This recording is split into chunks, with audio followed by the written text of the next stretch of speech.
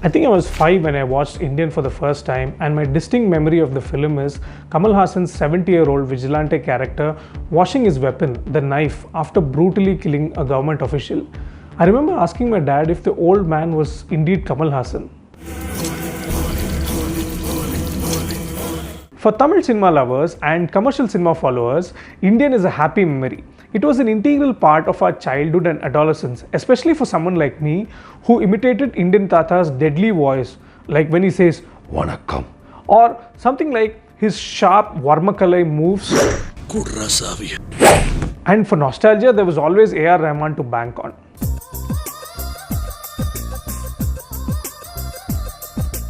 We like our pleasant memories to stay untouched, and this is where Shankar faces his biggest test with Indian 2, set to release on July 12th, 2024.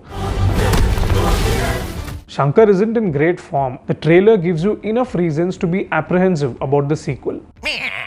So why do we like Indian Tata? The film is driven by Senapati, a 70-year-old ex-freedom fighter.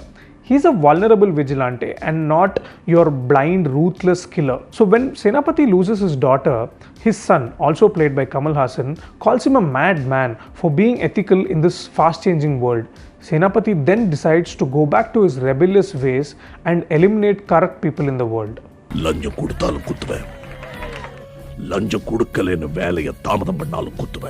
Senapati isn't your invincible, all-conquering hero. Shankar writes him as somebody who's aware of his impending death. If you remember, there's a scene after the superb, stylishly choreographed action sequence between Kamal Haasan and Nedumudi Venu. Senapati asks his wife, what if he passes away one day? Or also there's a flashback sequence where he tells her that in case he doesn't return from the independence fight, consider him as somebody who's a soldier given his life for the country.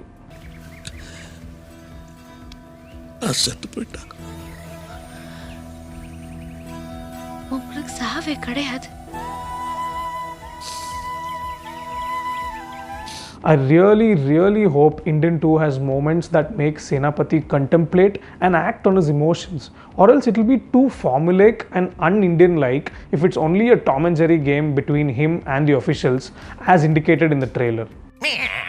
Sometimes I wonder where the old Shankar has gone. His vision and control, he was able to match these things perfectly. For instance, his heroes are cold-blooded vigilantes, but he shows them in a very simple yet effective manner. If you see Indian Tata, he's always seen in monocolors. He's wearing this white and white khadi getup, or he's in his freedom fighter avatar. Yet, before he kills his target, it is just one nod or his wink that terrifies us. And how can you forget the scene where he goes live and kills a doctor? And when the blood splashes on his face, we can see how scared these government officials are while watching this ruthless scene on TV.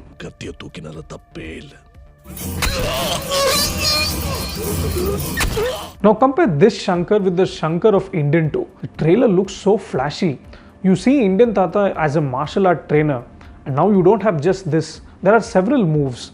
And also you see him in disguised avatars. It's as if Shankar is trying too many things to create that magic. Of late, with films such as I and 2.0, it's as if Shankar is trying to say, hey look, I can create so many crazy moments on the big screen. This showboating is certainly impacting his storytelling. If you see his previous two movies, let's talk about Vikram's I.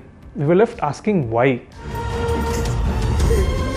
Vikram's character takes revenge on people who turned him into this disfigured hunchback man, and Shankar's ideas bordered on the outrageous. He went overboard with his gimmicks, and it's as if he forgot to draw a line. I feel slowly from I, his protagonists began to be puppets of his imagination. Even in 2.0, Shankar has a lot of fun by introducing 3.0 and this epic action set piece inside a stadium. But the audience is left confused as the story doesn't meet its justifiable end. 2.0 was a grand spectacle, a technical pathbreaker, but I somewhere felt it was a missed opportunity. Like Chitty's emotional speech in the climax of Endiran, or when Senapati says how much he loves his son before going on to kill him, or even the famous Onion flashback.